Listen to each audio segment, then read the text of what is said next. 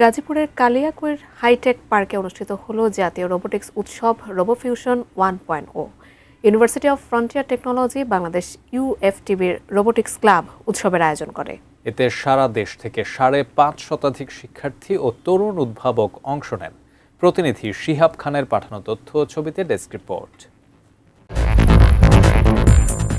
শনিবার কালিয়াকৈর হাইটেক পার্কে ইউএফটিবি রোবোটিক্স ক্লাবের আয়োজনে দিনব্যাপী উৎসব। প্রযুক্তিপ্রেমী তরুণদের মেধাচর্চা, উদ্ভাবনী প্রতিভার বিকাশ এবং রোবোটিক্স ও কৃত্রিম বুদ্ধিমত্তা ভিত্তিক প্রযুক্তিতে তরুণদের আগ্রহ বাড়াতে এ আয়োজন।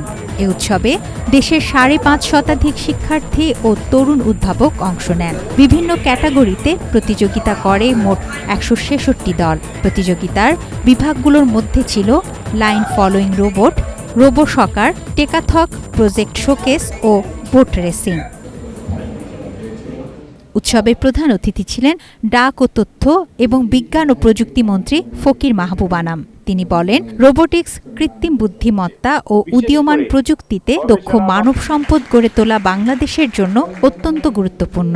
মাননীয় প্রধানমন্ত্রী ইতিমধ্যে আমাদের এই স্টার্টআপ কোম্পানিগুলিকে ৫০০ কোটি টাকা ঘোষণা দিয়েছেন, যে ফান্ড ব্যবহার করে আমরা প্রত্যেকটি সমমানমের উদ্ভাবনকে এবং উদ্যোগকে রূপান্তর করে তারা সব সুফল মানুষের দোরগোড়ায় পৌঁছে দিতে পারবে ইনশাআল্লাহ।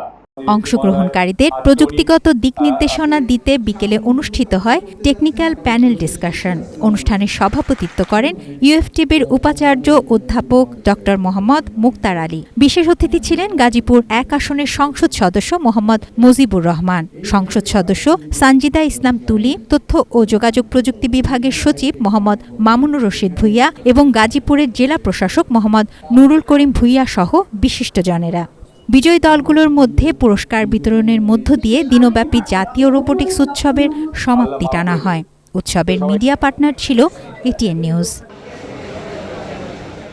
তুনা সিনা তুনু, ডেস্ক রিপোর্ট, এটিএন নিউজ।